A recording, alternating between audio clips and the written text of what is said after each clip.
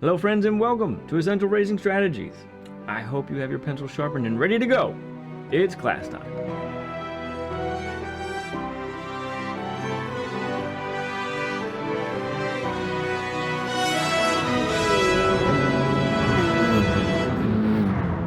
What is Essential Racing Strategies and what is it all about? This is a video series dedicated to helping racers improve their ability to race against other drivers in Gran Turismo Sport Mode. Right now, we find ourselves at episode 7, which is the first of 3 episodes dealing specifically with A-ranked drivers. Today, we focus on our weekly objectives. So, it's Monday. New dailies are out, and what we are talking about is how we want to be approaching this week's specific slate of races. This episode will show a significant shift in approach when compared to the B lobbies and below that we've discussed previously.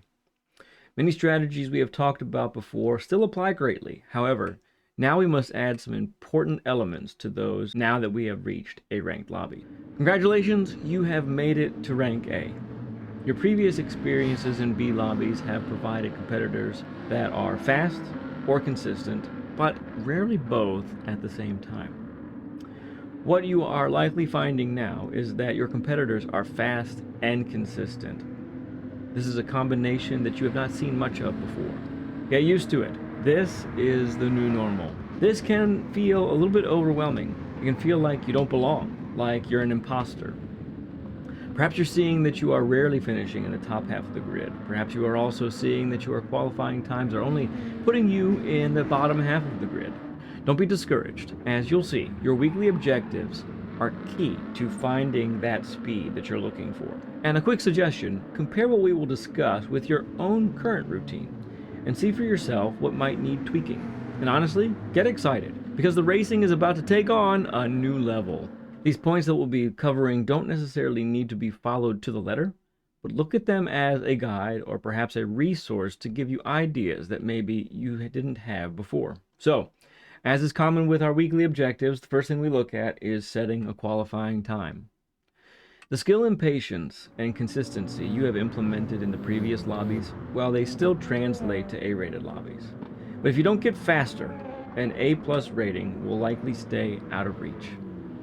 Low qualifying times and rapid pace are now quite key to gaining DR while in A-rated lobbies. Do the best lap that you can and look for ways to improve your qualifying time. And perhaps a suggestion, depending on how much time you have in each week, it might be best to focus on either race B or C, but perhaps not both. If you are pressed for time during the week to practice and race, then this might be very needful for you. Being able to spend the time needed to really learn a track and car inside and out might mean choosing just one of the dailies to focus on. Also, in regards to setting a qualifying time, plan to spend about 1 hour to 1.5 hours of practice before racing.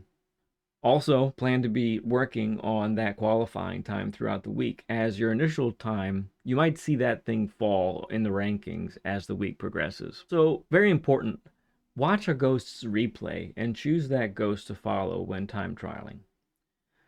Best to choose the fastest ghost from the leaderboard or the fastest ghost that is the same car that you are using, as long, I would say, as it is within half a second of the fastest time in the world.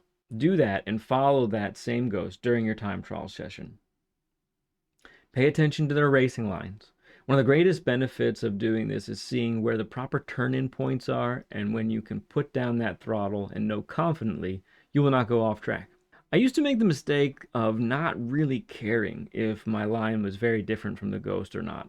I thought that if I was close enough, then that was all that mattered. And you know what the result was for me? I was slow. Most of the time, there is exactly one fastest line to go through the corners, and that is all.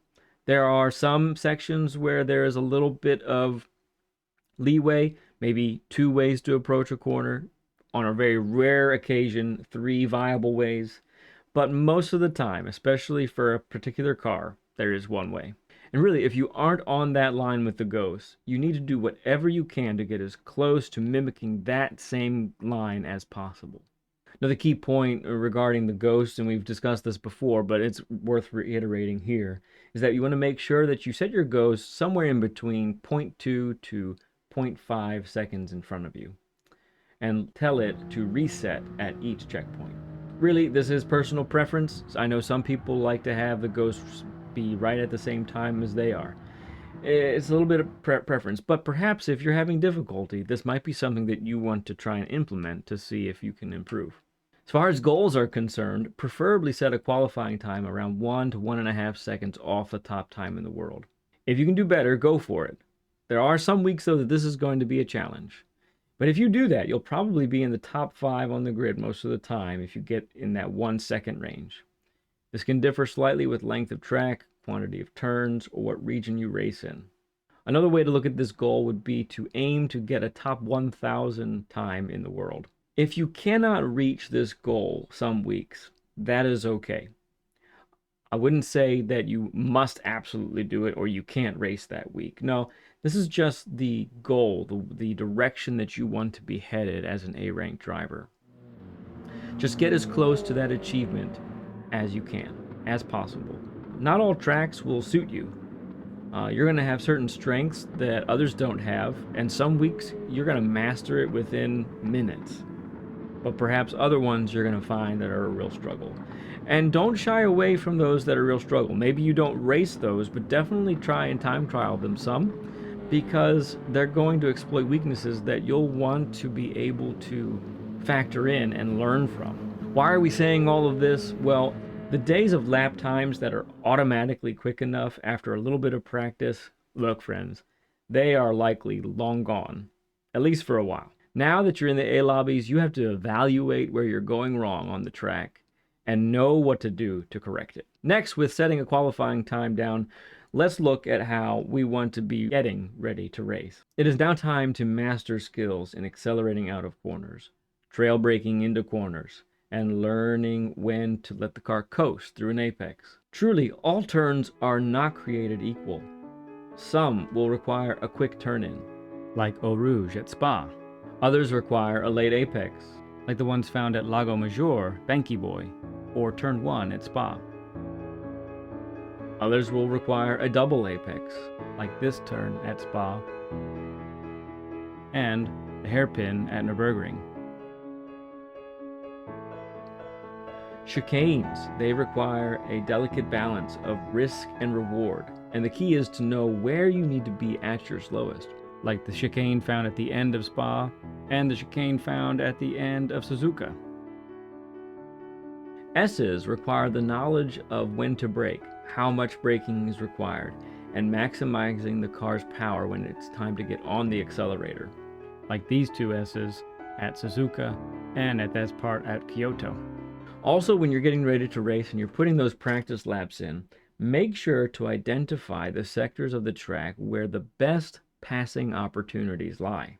One of the best reasons to do this is to know when you can just focus on all your braking points, turning points, and accelerating points, with no worries about what is happening in front or behind you. Sectors with multiple turns back to back to back aren't really conducive to passing purposefully, like in the middle section of Deep Forest, for example. Areas like that should be used to set yourself up either to pass or defend. But the two long straights here, with huge braking zones, and time to get alongside a competitor, that is where the business of passing will get done, and you need to set yourself up accordingly. So when it comes to things like this, prioritize setting yourself up for passes in those sectors. Prioritize also setting yourself up for superior defensive positioning in those sectors. And when you're not in those sectors, the truth is you really need to be focused on getting your lines perfect, getting them as close to perfect as possible. You want to be fast in those parts. You want to be catching people in those parts. And if possible, you want to be pulling away from people in those parts. That gets us now to our on-track approach. Your comfortable, repeatable pace must become more rapid. We have mentioned in the past in this series of episodes that your comfortable, repeatable pace will often get you good results. That is not now always the case. Better said, your comfortable, repeatable pace has to have a quicker floor, let's say, and a faster ceiling. You have to be more comfortable driving on the edge, to the limit, if you will. This doesn't necessarily mean taking crazy risks on each corner, Rather, it means you're always using the full width of the track. You're always braking late and being on the throttle earlier. If you find that you aren't doing this, or even can't, stop and evaluate why this is the case. Also, a part of your on-track approach, you must recognize that the small mistakes that lose you tenths are now actually losing you positions. In B-rated lobbies and lower, small mistakes had little to no consequences, and in the end might not have affected your final result at all. Now in A-rated lobbies, you cannot undervalue the time you put into practicing these skills. It is now time to get comfortable driving closely and smartly. Racing closely used to be difficult and best avoided. There was a lack of trust that you could have with a lot of your competitors in B-rated lobbies and lower. But now it is mandatory. It is very easy at this point to start driving a little bit scared. Suddenly, you're starting to see more names that you recognize, maybe from other streams that you watch or other videos that you watch, and you wonder if you really belong here. It can be overwhelming. I would suggest pick cars that you are good at and that you can control. First laps on cold tires will be the hardest to deal with. Try to calm the nerves and stick to the principles that got you your quali time. Don't overdrive. There will be people faster than you, and guess what? That's okay. Drive within your limitations, and as you get more practice at this level, more speed is going to come.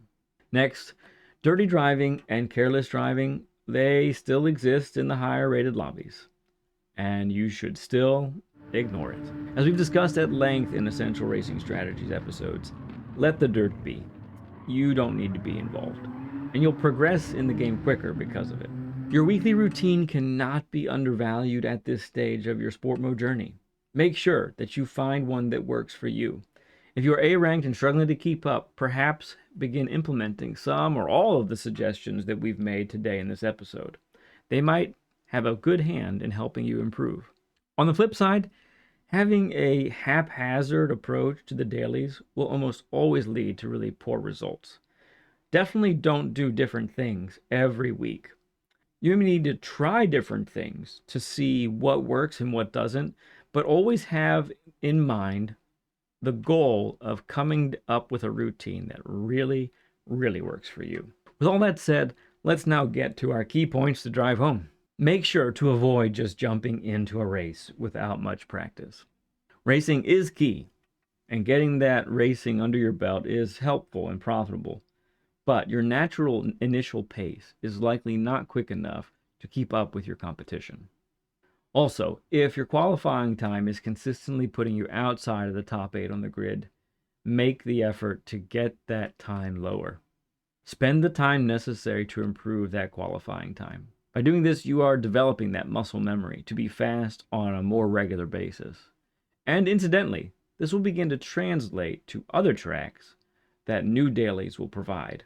It might take a while in the beginning. You might have to spend more hours than you actually really want to. But I will say this, the more time you dedicate in the beginning to getting those times down, as you get more experienced, it's going to take less time eventually to get those top times that you're looking for, to get those competitive times that you're looking for. And lastly, don't fall into the trap of thinking that the competition is just too hard for you. I realize that not only are you seeing A-ranked drivers, but you may also even be seeing those fabled A-plus drivers too in your lobbies. In a race, even if you fall back in the grid order and finish 10th or so, the DR points are based on where you finish in relation to how high the DR level is of your competition.